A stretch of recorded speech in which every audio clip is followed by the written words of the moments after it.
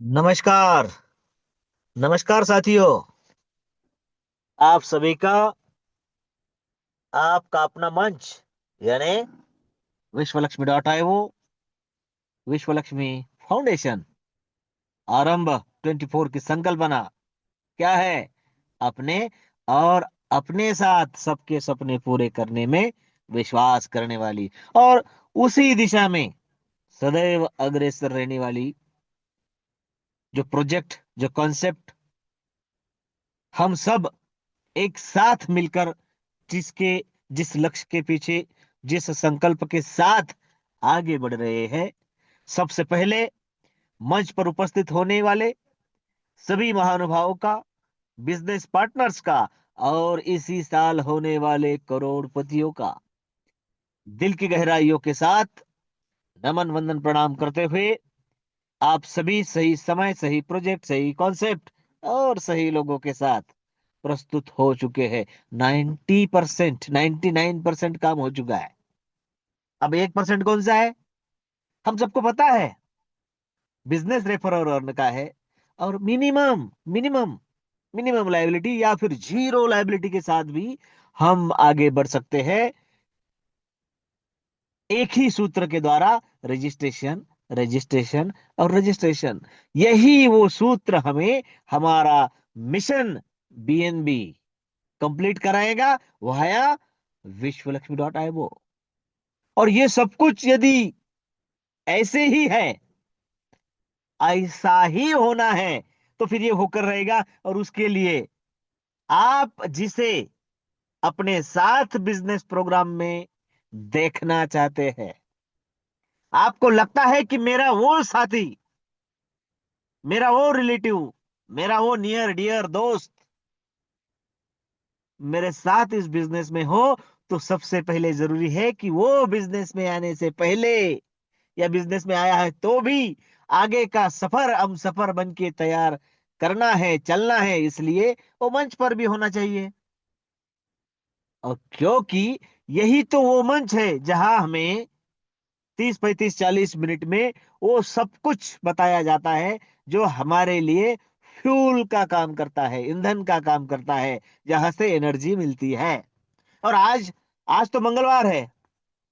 हम सब जानते हैं कि आज हम आदरणीय रवि जी सातव सर को सुनते हैं, हमारे ग्रेट संकल्पक। मेरे प्यारे साथियों, आपकी उपस्थिति और आपके साथियों की उपस्थिति भी यह दर्शाएगी कि हमने आदरणीय सर को कहा था कि इस मंगलवार को, हम सब जानते हैं कि उनका board plan, paper plan 1 to 1 इतना बेहतरीन होता है और वो खुद भी मानते हैं उस बात को। तो हम सबके रिक्वेस्ट पर आज हम उन्हें कहने जा रहे हैं कि सर, प्लान कैसे प्रेजेंट करें। देखिए, विश्वलक्ष्मी.io का प्लान कैसे प्रेजेंट करें, ये तो जरूरी है ही। चाहे आप कौन से भी प्रोजेक्ट कॉन्सेप्ट में हो, ये सुनना जरूरी है कि प्लान कैसे प्रेजेंट करना है, प्रपोज कैसे करना है, प्रपोजल कैसे प्रस्तुत करना है। ये बहुत जरूरी होता है। और आज आदरणीय रवि जी सातव सर, इनको हमने रिक्वेस्ट की है, तो आपको पता चल चुका है कि आज हम किन्हें सुनने वाले हैं। तो मेरी आप सबसे रिक्वेस्ट है कि आपके जो साथी पहुंचे नहीं होंगे, जिन्हें आप बिजनेस और मंच पर देखना चाहते हैं, और वो आपके साथी है, तो आएंगे आपके साथ ही, आपके बुलावे पर ही। तो कॉल करें, मिस कॉल करें, मैसेज करें, जूम की लिंक शेयर करें, आपसे जो बने। क्योंकि यही तो वो समय होता है जहां पर हमें अपनी ताकत लगानी है और उसे अपने लिए। मैं ये बात हमेशा कहता हूं, देश दुनिया और समाज की बाद में सोचो, पहले खुद मजबूत हो जाओ। कल देखा ना हमने बीएनबी के बारे में, 11,500 करोड़ रुपए की बर्निंग हुई है कल। आंकड़ा परफेक्ट है, सुनने में भले ही सर से ऊपर जाए, लेकिन 11,500 करोड़ के ऊपर ही है। कुछ तो बात होगी और कुछ तो लंबा सोचा होगा उन्होंने।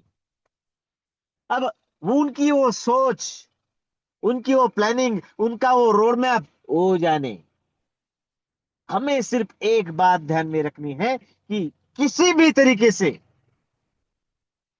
कैसे भी, या फिर जीरो लाइबिलिटी हो या फिर मिनिमम लाइबिलिटी हो, सूत्र आप सबको पता है। वो सूत्र आपको आपके वॉलेट में बीएनबी कमा कर देने वाला है। और वो बीएनबी क्या करेगा, वो हम सब तो जानते हैं, और वो हमारे सोच से परे उसका काम होगा। तो कमा कर रखना, ये आपकी मेरी हम सबकी जिम्मेवारी है। कमाते हैं ना, 10-10 तो कमाने ही हैं। नहीं तो भाई खरीद लो, क्योंकि हम सब एक दूसरे के दोस्त हैं। ऐसा ना हो कि मैं कमा नहीं पाया लेकिन मैंने खरीदे हैं, तो भी हाथ में हाथ मिलाकर चलेंगे उस समय, है ना। तो ये सब कुछ यदि करना है, रजिस्ट्रेशन बढ़ाना है, तो एक ही काम करना है हमें, show the plan, show the plan, show the plan, show the plan, show the plan. तो फिर वो प्लान कैसे प्रेजेंट करना है, यही हम सबके सामने प्रस्तुत करने के लिए हम अब वेलकम करने जा रहे हैं हमारे ग्रेट संकल्पक, आदरणीय श्रीमान रवि जी सातव सर। जिन साथियों को मेरी आवाज आ रही है, जो प्रॉपर इंटरनेट की पहुंच में है, आदरणीय रवि जी सातव सर, इनका वेलकम करने के लिए आप मेरा सहकार्य करें। मेरे कहने का मतलब है, आप एक बार अपना हैंड राइज करें। देखिए, आपका वही हैंड राइज आदरणीय सर के हौसले को बुलंद करेगा, और जो शायद आज तक नहीं सुना हो, वो भी आज आपको सुनने को मिले। तो साथियों, आदरणीय सर और आपके बीच ज्यादा वक्त ना लेते हुए आपके हैंड राइज में वेलकम करते हैं आदरणीय श्रीमान रवि जी सातव सर। सर आइए और हमें बताइए कि किस तरीके से हम प्लान प्रेजेंट करें, हम करना चाहते हैं। सुस्वागतम, सुस्वागतम, सुस्वागतम, आदरणीय रवि जी सातव सर। धन्यवाद, धन्यवाद, धन्यवाद सर जी। बहुत बहुत धन्यवाद आपका। आप तो बड़े ही, जो कहते हैं ना, मराठी में कहावत है, बेबीच्या देठापासून, है ना। आप तो कह रहे हैं, अभी आपने हैंड डाउन तो कर दिया, ये पांजड़े सर का भी हैंड डाउन कर दीजिए एक बार। अब मैं पूछना चाहता हूं, लेकिन पूछने से पहले सभी साथियों को, मंच पर उपस्थित सभी साथियों को नमन वंदन प्रणाम करता हूं। और इन सभी साथियों की वजह से हम इस मंच को आगे लेकर जा रहे हैं, क्योंकि आप अगर ना होते तो शायद ये मंच भी ना होता। लेकिन जो अभी सर ने बात कही, बहुत दिल की गहराई से बात कही है कि हम बताना चाहते हैं। अब मैं देखना चाहता हूं, आप में से कितने लोग ऐसे हैं यहां पर मंच पर, जो मन में ये इच्छा इच्छा रखते हैं कि मैं प्लान बताना चाहता हूं। एक बार मैं हैंड रेज चाहूंगा अभी, मैं बताना चाहता हूं। मुझे ये भी पता चलेगा कितने लोग मीटिंग में हैं, कितने लोग मीटिंग को सीरियसली सुन रहे हैं, और कितने लोग केवल ज्वाइन हो चुके हैं। चलो भाई, योगेश सर का कॉल आता है, अब वो उनको कैसे ना कहे, तो चलो हम ज्वाइन करके रख देते हैं, है ना। और 10 सेकंड का समय देते हैं। कितने लोग प्लान शो करने की इच्छा रखते हैं, उस पर निर्भर करेगा मैं क्या बात करूंगा। क्योंकि देखिए, ज्ञान कोई फुकट में बांटने वाली चीज नहीं है, उसके लिए पैसा लगाना पड़ता है। और जहां फुकट में कुछ बांटा जाता है, वहां उसकी कीमत नहीं रहती। ये हम सबको पता है, दुनिया में किसी भी फ्री में मिलने वाली चीज की कोई कीमत नहीं होती। गवर्नमेंट 80 करोड़ लोगों को फ्री में राशन दे रही है।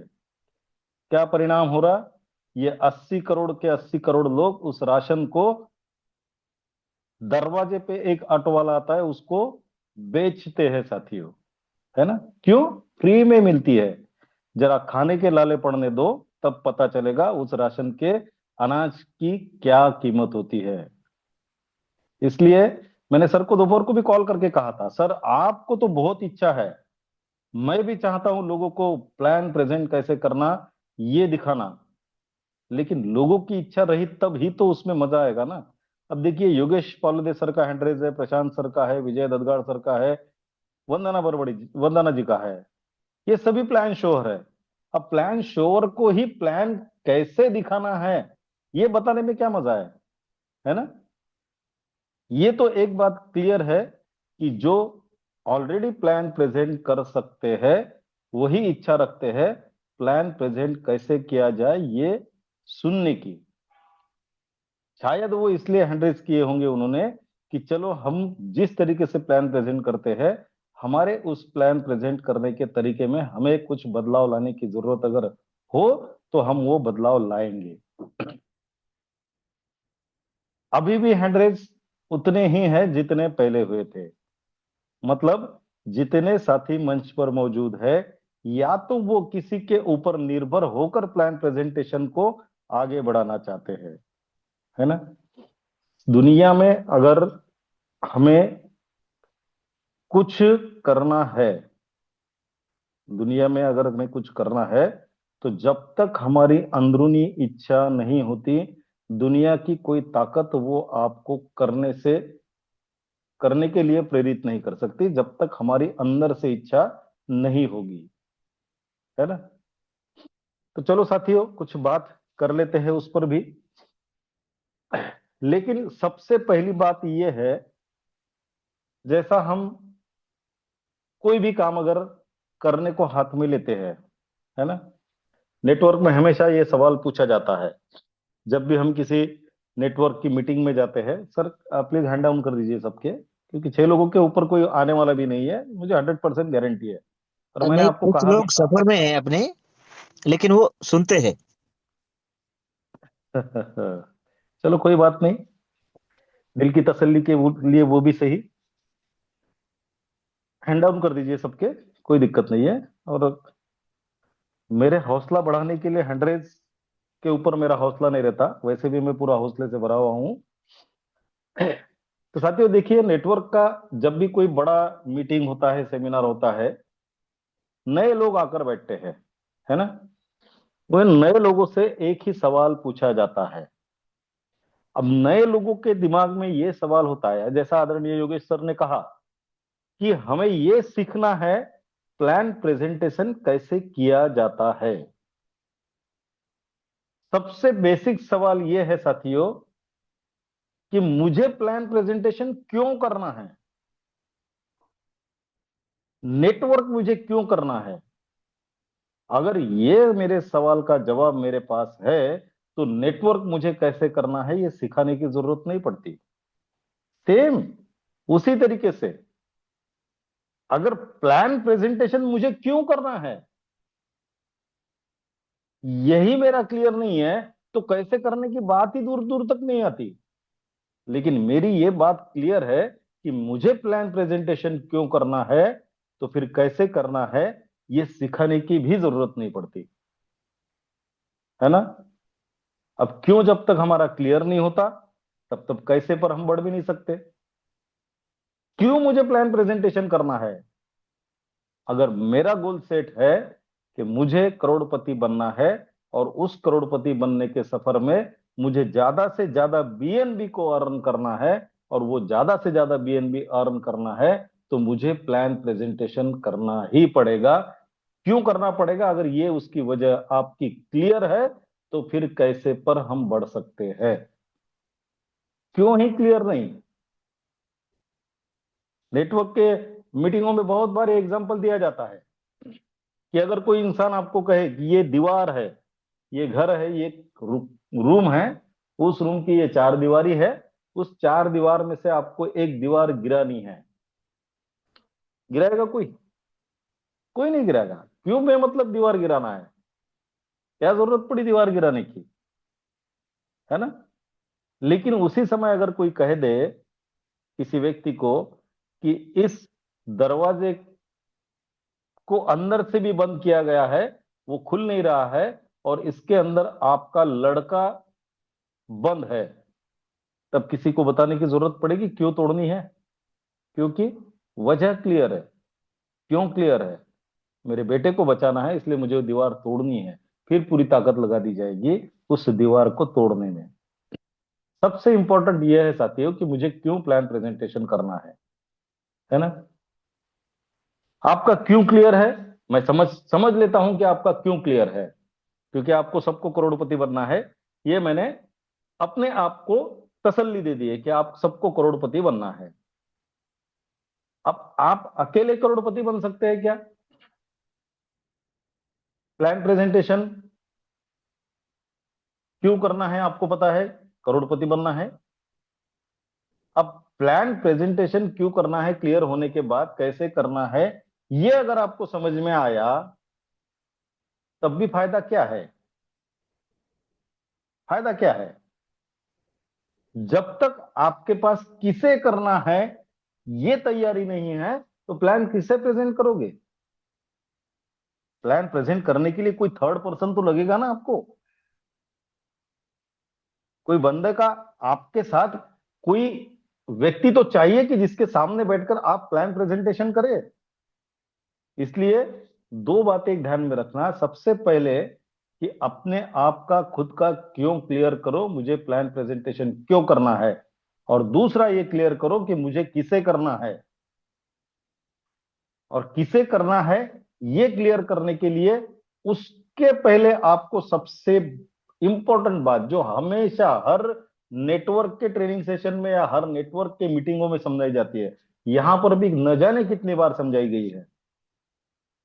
आपको किसे प्लान प्रेजेंटेशन करना है इसके लिए आपको सबसे पहले आपकी लिस्ट तैयार करनी पड़ेगी, मुझे किसे प्लान प्रेजेंट करना है। उसके बाद तो आएगा ना कैसे करना है। किसे करना है क्यों करना है ये भी पता नहीं, किसे करना है ये भी पता नहीं, तो कैसे करना है मतलब सीख के मतलब भी नहीं है कुछ। इसलिए ये दो बातें हमको क्लियर करनी है, क्यों और किसे। फिर आता है कैसे। जब आपका लिस्ट तैयार होगा, जब आपको पता रहेगा कि मुझे कल किसे प्लान प्रेजेंट करना है, तो कैसे प्रेजेंट करना है ये समय भी बता देगा, आपको सिखा देगा, है ना। तो सबसे पहले इंपॉर्टेंट क्या है, मैंने अभी हमारी जो खामगांव में ज्वाइनिंग हुई थी अमीन सर की, उस समय भी मैंने आदरणीय असलम सर, आदरणीय दरगाह सर और हमारे तीसरे साथी थे, उनको भी बताया था कि आपको मैं समय देने के लिए कभी भी तैयार हूं, मेरी शर्त एक ही है, किसे देना है ये जब तक आपके पास रेडी नहीं होगा तब तक प्लान किसको देंगे ये मेरे भी समझ में नहीं आएगा। इसलिए आज फिर रिक्वेस्ट करता हूं सभी से कि आप आपकी लिस्ट में वो नाम लिख लो जो आपके दिमाग में आते हैं, जो आपके दिमाग में आते हैं। दिमाग में नाम रखना नहीं है, दिमाग में नाम रखने से हम खुद कंफ्यूज हो जाते हैं। हमें कल शाम में क्या खाना खाया ये याद नहीं रहता, तो हमारे दिमाग में जो नाम हम याद रखने की कोशिश करेंगे वो भी हमें याद नहीं रहेंगे। इसलिए एक नोटबुक में आपके सभी नाम लिखे हुए होना चाहिए। और लिखकर भी उसका मतलब नहीं है ना। मेरी उनसे पहले बातचीत भी होनी चाहिए कि मुझे कल किसे प्लान प्रेजेंट करना है। उसके लिए हमें उन लोगों से एक बार कॉल पे या खुद मिलना पड़ेगा। बहुत बार क्या होता है साथियों, हमारी लिस्ट हमारे साथ तैयार नहीं रहती, हम किसी से बात किए हुए रहते, वो हमको बोलता कि ठीक है जब भी आपको फुर्सत होगी या मुझे फुर्सत होगी हम प्लान सुन लेंगे। अब जब हमें फुर्सत होती है तो उसका नाम याद नहीं रहता, और जब उसको फुर्सत होती है तो वो हमें कॉल नहीं करता, फिर प्लान प्रेजेंटेशन वैसे ही अटका भटका रहता है। इसलिए सबसे पहले वो तैयारी करनी है। प्लान प्रेजेंटेशन करना इतना आसान है तो उसके इतना आसान तो दुनिया में कोई काम नहीं है, कोई भी काम नहीं है। सबसे मुश्किल काम अगर कोई है तो ये लिस्ट बनाकर उन लोगों से अपने प्लान प्रेजेंटेशन के लिए समय लेना, ये सबसे कठिन काम होता है। और वही हम करते नहीं। जो आसान है उसके पीछे लगे, लेकिन वो आसान किसके साथ बैठकर करना है उसको ही हम छोड़ देंगे, तो फिर कैसे चलेगा? सबसे मुश्किल काम है। देखिए, हम सभी नेटवर्कर है, करीबन सभी नेटवर्कर है, और हम सबको पता है, मेरी तो आधी जिंदगी नेटवर्क में गई है। जब से समझता है तब से मैं नेटवर्क में हूं। सबसे मुश्किल काम होता है लोगों को इनवाइट करना। आदरणीय लाटकर सर जी को बहुत अच्छा एक्सपीरियंस है, क्योंकि बहुत सारी मीटिंगें उनके एरिया में हुई है। आदरणीय ददगाल सर जी को बहुत अच्छा एक्सपीरियंस है। जब भी मीटिंग रखी जाती है, 100 लोगों को, 200 लोगों को कॉल होते हैं, और समय पर 5-10 लोग आते हैं। ये हर जगह का प्रॉब्लम ही है, इसमें किसी का दोष नहीं है। ना लाटकर सर जी का है, ना ददगाल सर जी का है। ये यूनिवर्सल प्रॉब्लम है, किसी भी नेटवर्क का प्रॉब्लम है कि आप 100 लोगों को इनवाइट करो, 2, 5, 10 लोग आपके मीटिंग में आएंगे। वो भी समय पर कॉल कर करके उन्हें बुलाना पड़ता है, सर आइए, आधे घंटे के लिए आइए। है ना? क्यों? क्योंकि उसके अंदर क्यूरियोसिटी, उसके अंदर वो उत्सुकता हम जगाते नहीं है, इसलिए उसको भी लगता है कि चलो यार कुछ होगा ऐसे ही, इसलिए बुला रहे हैं। उसके अंदर वो इच्छा जागरूक करनी पड़ेगी कि वो किसी ऐसे अनूठे चीज को सुनने जा रहा है, ऐसी एक अलग बात को सुनने जा रहा है, उसके बाद हो सकता है बहुत कुछ बदलाव उसमें आए। हम क्या करते हैं, अरे वो हमारे सर आ रहे हैं ना, वो विश्व लक्ष्मी का प्लान सुनाना है, आ जाओ आप आधे घंटे के लिए आ जाओ। नहीं आएगा साथी, वो कभी भी नहीं आएगा। क्योंकि प्लान सुनने से ज्यादा इंपॉर्टेंट उसके लाइफ के भी बहुत सारे काम होते हैं। और इसीलिए इनवाइट करना ये सबसे इंपॉर्टेंट होता है किसी भी नेटवर्क में, किसी भी नेटवर्क में। और वो इनविटेशन डिपेंड करता है आपकी हमारी बातों के ऊपर, कि हम उसे किस तरीके से इनवाइट कर रहे हैं। और उसे इनवाइट करने के लिए हमें खुद सीरियस होना पड़ेगा, तब हमारे मुंह से वो बात निकलेगी जो उसको वहां तक खींच लाएगी। है ना? ये ऐसे टॉपिक है साथियों, जिन टॉपिक पर घंटों अगर बात करेंगे तब भी उसके लिए समय कम पड़ता है। आज मैं आपसे केवल एक रिक्वेस्ट करूंगा साथियों, अपने आप का क्यों क्लियर कीजिए, मुझे प्लान क्यों प्रेजेंट करना है। दूसरा, किसे प्रेजेंट करना है, ये आपकी तैयारी रखिए। अभी हम बढ़ते हैं कैसे करना है ना? लेकिन कैसे करना है इसका कोई मतलब नहीं रहेगा जब तक आपके ये पहले दो क्लियर नहीं होंगे। कैसे करना है ये सबसे आसान तरीका है साथियों, सबसे आसान तरीका। है ना? प्लान प्रेजेंटेशन ये 3 स्टेज में होता है। कोई भी नेटवर्क का प्लान हो, किसी भी नेटवर्क का, चाहे वो प्रोडक्ट बेस हो, चाहे वो इन्वेस्टमेंट प्लान हो, चाहे वो टेक्नोलॉजी प्रोग्राम हो, कोई भी, ये 3 स्टेज का प्लान प्रेजेंटेशन होता है। लेकिन ये तीनों स्टेज को शुरू करने से पहले हमें वो माहौल बनाना पड़ेगा। चाहे एक व्यक्ति को हम प्लान प्रेजेंट कर रहे हैं या फिर मीटिंग में प्लान प्रेजेंट कर रहे हैं, उसके पहले माहौल क्रिएट करना पड़ेगा। है ना? माहौल क्रिएट करना पड़ेगा। बिना माहौल के किसी बात का कोई इंपॉर्टेंस नहीं रहता साथियों। है ना? हम हमारे, देखिए, हमने बहुत सारे प्रोग्राम अटेंड किए होते हैं। जैसा किसी संगीत की महफिल में जाते हैं तो एकदम ही शुरू नहीं करते, पहले गणेश वंदना होगी, फिर उसके बाद हल्के फुल्के गाने ले लेकर लोगों का इंटरेस्ट उसके अंदर जगाते हैं, और उसके बाद फिर असली महफिल शुरू होती है ना? ऐसे ही होता है। हम किसी सेमिनार में जाएंगे तो डायरेक्ट ही वहां का जो चीफ गेस्ट है वो आके बात नहीं करता साथियों। उसके लिए उसके पहले 2-3 लीडर आकर बात करते हैं ताकि माहौल बने। और नेटवर्क मार्केटिंग ये माहौल का बिजनेस है। वो एक अकेले इंसान के लिए भी बनाया जा सकता है और पूरे मीटिंग के लिए भी बनाया जा सकता है। डिपेंड करता है कि हम उस समय पर कैसे उस माहौल को क्रिएट करेंगे। क्योंकि जब माहौल क्रिएट होगा तो सामने बैठने वाला व्यक्ति हम जो भी बताएंगे उसको पूरे ध्यान से सुनने की तैयारी कर चुका होगा, है ना। अब उसने तैयारी कर ली, हमारी प्लान प्रेजेंटेशन की बारी आती है। तब ये प्लान प्लान प्रेजेंटेशन जो है ये 3 स्टेज में होना चाहिए। 3 स्टेज में मैंने उस दिन बातों बातों में कह दिया था। और मेरी बात को आदरणीय योगेश सर को बात पकड़ना बहुत अच्छे तरीके से आता है, और उन्होंने मेरी वो बात को पकड़ लिया और आज आपके सामने कैद करके रख दिया मुझे, है ना। सबसे पहले होता है 3 स्टेज। कौन सी होती है साथियों? सबसे पहली स्टेज होती है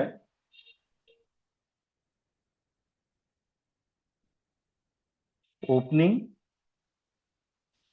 दूसरी स्टेज होती है मिडल, और आखिरी में होती है क्लोजिंग। ये क्लोजिंग किसकी है? ये क्लोजिंग आपके ज्वाइनिंग की नहीं है। ये बात ध्यान में रखना, क्योंकि बहुत सारे लोग ये समझ के चलते हैं कि जो प्लान प्रेजेंटेशन करने वाला है उसे ही क्लोजिंग करना होती है। ऐसा नहीं होता साथियों। क्लोजिंग ये जिसका वो व्यक्ति उस लीडर के सामने या अपलाइन के सामने बैठाया हुआ है, उस व्यक्ति की जिम्मेदारी है उसका रजिस्ट्रेशन का क्लोजिंग करने की। ये क्लोजिंग प्लान का क्लोजिंग होता है। यहां पर क्या होता है हम आगे देखेंगे। अब सबसे पहला क्या है? ओपनिंग। तो कहते हैं ना, well begin is half done. अच्छी शुरुआत हो गई मतलब आपका आधा काम हो गया। अब ये ओपनिंग पे निर्भर करता है। वो व्यक्ति आपके मिडल स्टेज पर जब आप आएंगे तब कितना सीरियस होगा। अब माहौल क्रिएट करना है, इसका मतलब क्या है? ओपनिंग के पहले कुछ ना कुछ हमें उसके अंदर से बाहर निकालना है। हमें जो बातें उसे बतानी है उन बातों पर उसको लाने के लिए, मैंने एक सेशन में कहा था, जवाब से ज्यादा आपका सवाल इंपॉर्टेंट होता है ना। हमने एक पोटली में एक सुना है वो, जब एक पोटली खुली थी उस पोटली में हमने खुला, एक गुरु शिष्य की बात कही थी मैंने। शिष्य ने जो सवाल पूछा था उस पर गुरु ने कहा था कि आपका सवाल ही गलत है, उसका जवाब मैं क्या दूं।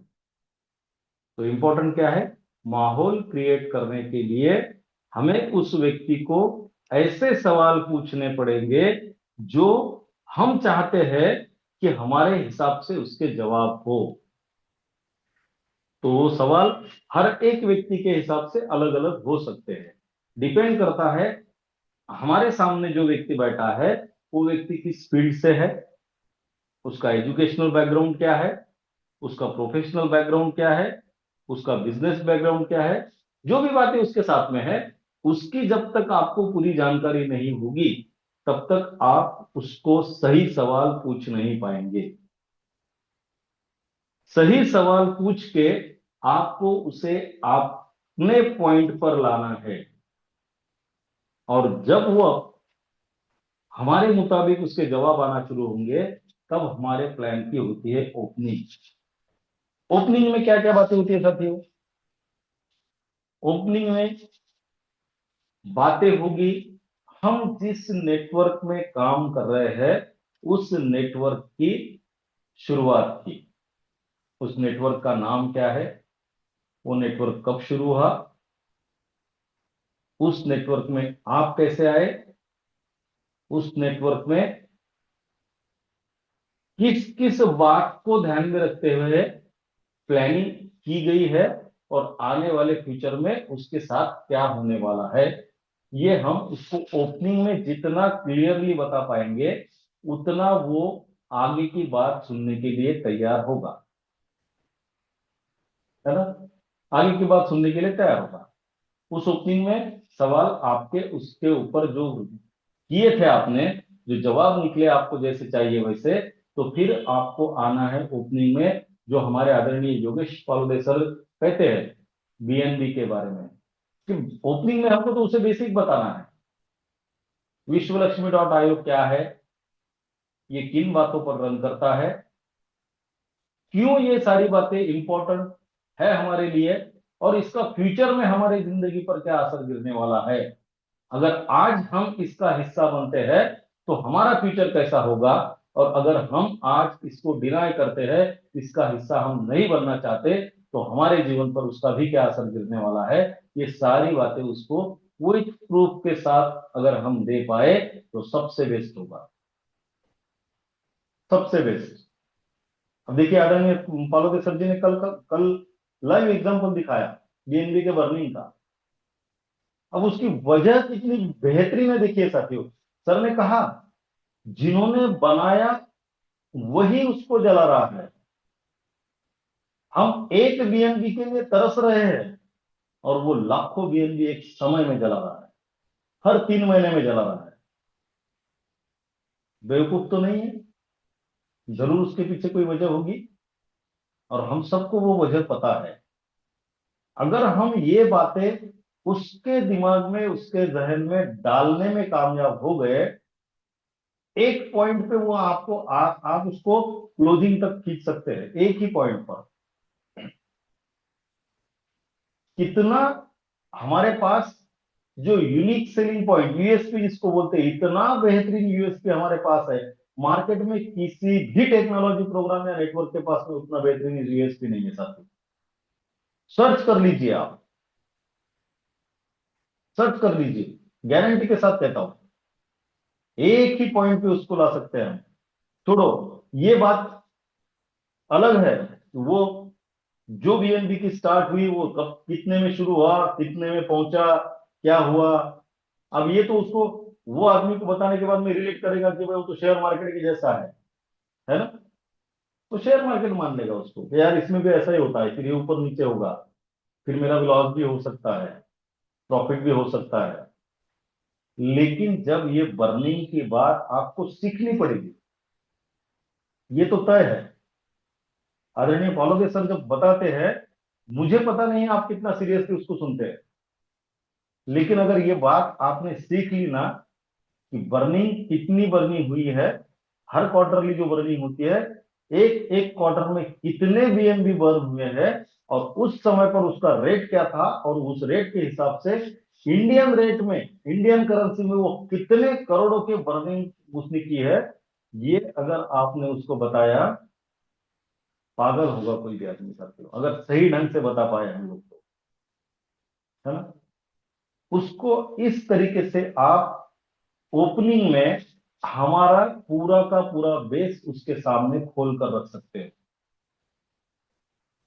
इतना बेहतरीन हमारा विश्व लक्ष्मी का प्रोग्राम है, जो दुनिया के इतने बेहतरीन क्रिप्टो करेंसी पर रन कर रहा है। तो क्या ऐसी क्रिप्टो करेंसी हमारे पास होनी चाहिए। फिर आदरणीय योगेश पॉल, मैं जो बता रहा हूं ये सारी बातें योगेश सर ने पहले ही बताई है, केवल उसको नाम देने का काम मैं कर रहा हूं, है ना। नाम ही दे रहा हूं खाली मैं, ओपनिंग में ये सारी बातें होती है। सर कहते हैं ना, अगर हम, पैसा हमारे पास में है, हम उनको पूछ सकते हैं क्या आपको लगता है इतना इंपॉर्टेंट ये क्रिप्टो करेंसी बीएनबी अगर है तो ये हमारे पास होना चाहिए। नहीं कौन बोलेगा साथियों, कौन नहीं बोलेगा, हाँ ही बोलने वाला है। तो फिर आपके पास दो ऑप्शन है। पहला ऑप्शन है, अगर आपके पास इतना सारा पैसा है तो आप एक काम कीजिएगा, उनको इन्वेस्ट कर लीजिएगा और ये बीएनबी खरीद कर रख लीजिएगा। है आपके पास इतना पैसा, आने वाले फ्यूचर में ये बीएनबी का रेट इतना बढ़ने वाला है, आज अगर आपने इतना भी खरीद लिया तो आपके भविष्य में इतना पैसा होने वाला है। क्या कहेगा वो। कोई भी व्यक्ति, नया व्यक्ति बहुत ज्यादा इन्वेस्टमेंट के चक्कर में नहीं गिरता।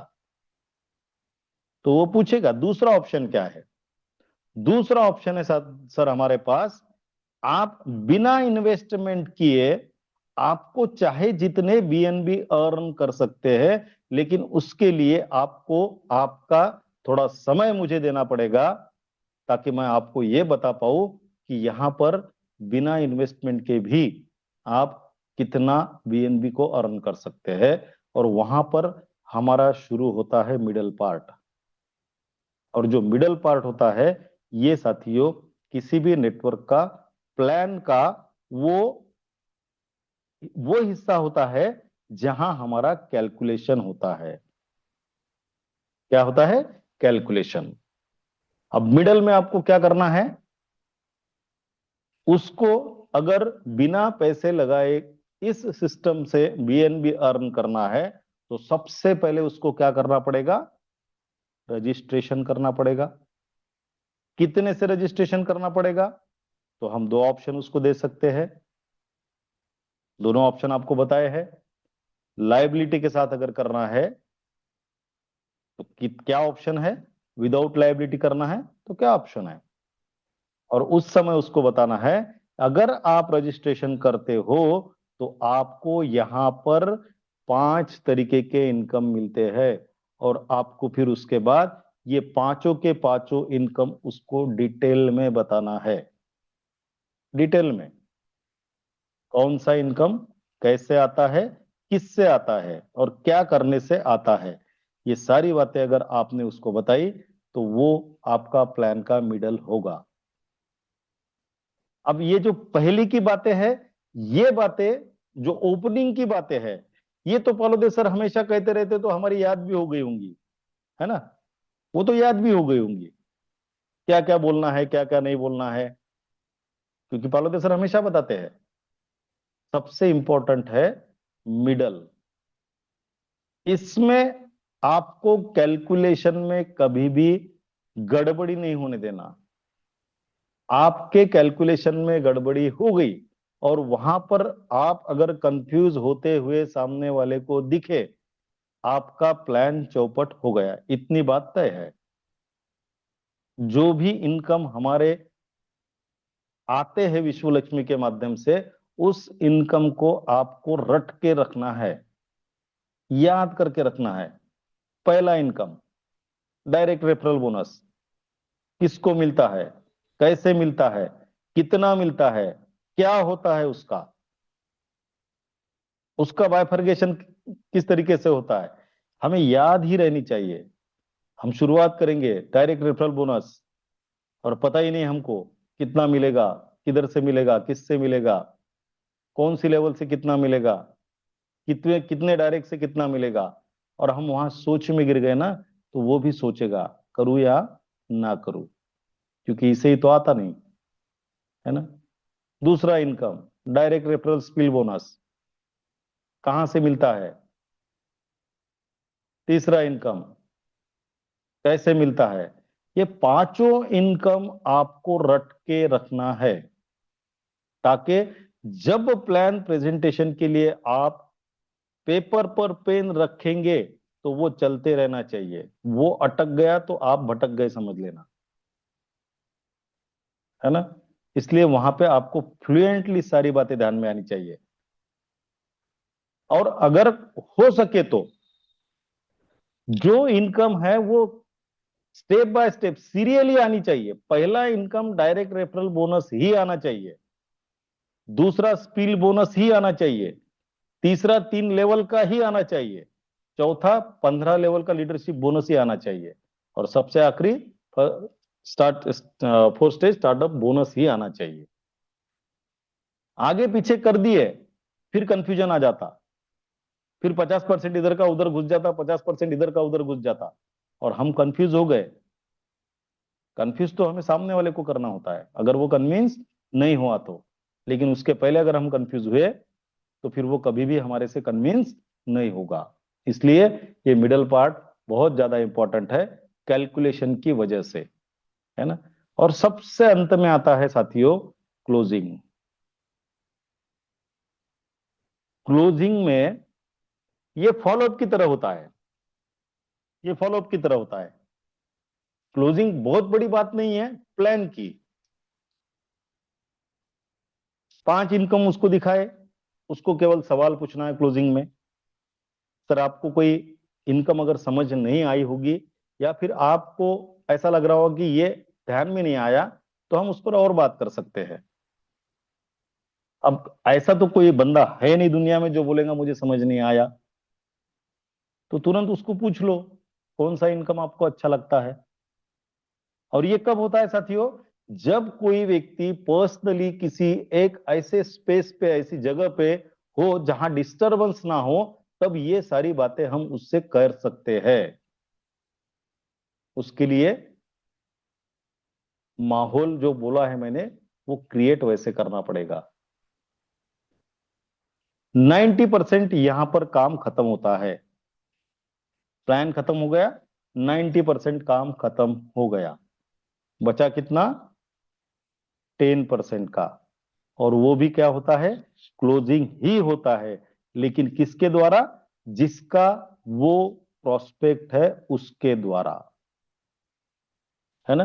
क्योंकि उसके बारे में तो सारी बातें उसी को पता है, इसके पास पैसा है या नहीं है, ये क्या करता है, कैसे करता है। क्योंकि आप जिसके सामने बैठाते हो उसको तो खाली ओवरऑल थोड़ा सा बता देते हो कि सर ये फलाना आदमी है, इसका ये बिजनेस है, ये ऐसा करता है, ये वैसा करता है, यही बातें उसको पता होती है। इसलिए क्लोजिंग सामने प्लान प्रेजेंटेशन करने वाला लीडर कभी भी नहीं कर सकता। हाँ, ये हो सकता है कि सामने वाला अगर सीरियसली उस प्लान को सुन रहा है और उसे वो प्लान पसंद आया, तो वो तुरंत वहां पर डिसीजन ले सकता है, वो वहां पर डिसीजन ले सकता है। लेकिन अगर उसने वहां पर डिसीजन नहीं लिया, तो ये क्लोजिंग का काम किसका है साथियों? जिस व्यक्ति का वो प्रोस्पेक्ट है उसका वो काम है। बहुत बार होता क्या है, हम डिपेंड रहते हैं जिस जिस व्यक्ति ने प्लान प्रेजेंट किया उसी के भरोसे पर कि उसी ने क्लोजिंग करना चाहिए। वो होता नहीं साथियों, 99% वो होता नहीं, क्योंकि वो व्यक्ति सामने वाले व्यक्ति के लिए अननोन पर्सन होता है, और अननोन पर्सन पे कोई भी जल्दी भरोसा नहीं करता। इसलिए ये बात ध्यान में रखना कि मेरा व्यक्ति अगर किसी के सामने बैठा है तो उसकी क्लोजिंग की जिम्मेदारी मेरी ही है, खुद की। और फिर वो क्लोजिंग में आपको तो मैंने कहा है कि सवाल क्या पूछना है, जो सवाल पूछना है हमारे हिसाब से उसके जवाब आने चाहिए, उसी तरीके से हमारे सवाल होने चाहिए, ताकि उसके जुबान से हाँ निकले। हम अगर हाँ चाहते हैं तो हाँ ही निकले, और अगर हम नहीं चाहते तो ना ही निकले। ये सारी बातें होती है। कहने को तो बहुत कुछ है साथियों, लेकिन समय की पाबंदी होती है यहाँ पे। सारी बातें 35-40 मिनट के अंदर बतानी पड़ती है। इसलिए मैं आज यहीं रुकता हूं। उम्मीद करता हूं आप सभी लोग आपका क्यों किसे क्लियर करेंगे, सॉरी, क्यों और किसे क्लियर करेंगे, ताकि कैसे कि आपको सिखाने की जरूरत ही ना पड़े, है ना? मेरी तरफ से मैंने कम समय में जो मैं आपको बता सकता हूं वो बताने की कोशिश की।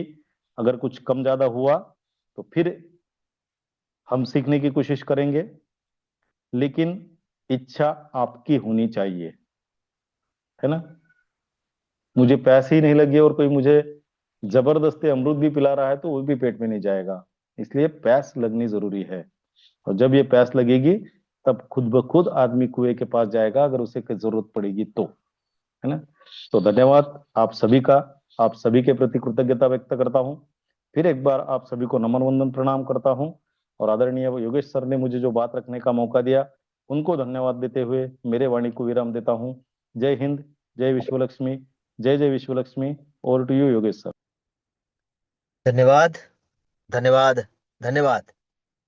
मनपूर्वक धन्यवाद है सर आपका। फिर से आपने आज हमें वो सब कुछ बताया है जिसे हम यदि फॉलो करें तो हम हमारे संकल्प की ओर बढ़ने के लिए हमारी स्पीड को बढ़ा पाएंगे। चाहे कोई भी हो, अगर हम उसे प्रपोजल देना चाहते हैं, प्रपोज करना चाहते हैं, तो सबसे पहले क्यों, वाई क्लियर होना जरूरी है। कैसे करना है ये तो बात की बात है, लेकिन अगर हमारा प्रपोजल हम चाहते हैं कि वो एक्सेप्ट करे, उसके मुंह से हमारे लिए हाँ ही निकले, तो ऐसे सवाल या फिर ऐसा माहौल क्रिएट करना पड़ेगा कि वो उसे स्वीकार करे, हाँ ही कहे। बहुत सारी यूनिक बातें होती है, और ये सब कुछ एक बड़े ट्रेनिंग का, वन डे वर्कशॉप का हिस्सा है साथियों। लेकिन जिस तरीके से शुरू में आदरणीय सर ने कहा, जो एड्रेस हुए थे, उस तरीके से सभी सुनने वाले लीडर्स ही है, करोड़पति ही है।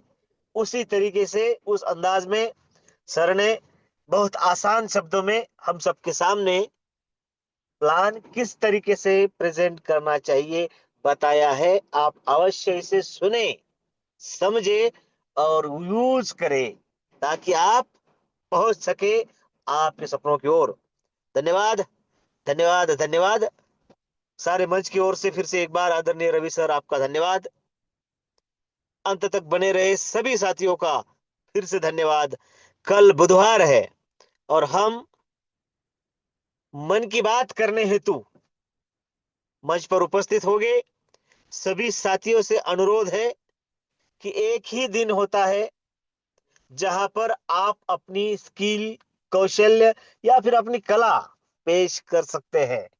बुधवार है, माहौल बना सकते हैं, खुद को प्रोजेक्ट कर सकते हैं। सोशल मीडिया में यही तो हो रहा है ना, कुछ ना कुछ बनाकर डाल दिया जाता है, सेंड किया जाता है, पोस्ट किया जाता है, और फिर लाइक, शेयर, सब्सक्राइब करो।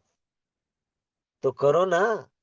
कल का दिन आपका है। अपने साथियों के साथ हम अवश्य मिलेंगे, इसे विश्वास के साथ आज के लिए आप सभी को स्वीट ड्रीम के साथ शुभ रात्रि, आदाब, सलाम, राम राम। जय हिंद, जय भीम, जय विश्व लक्ष्मी, जय जय विश्व लक्ष्मी।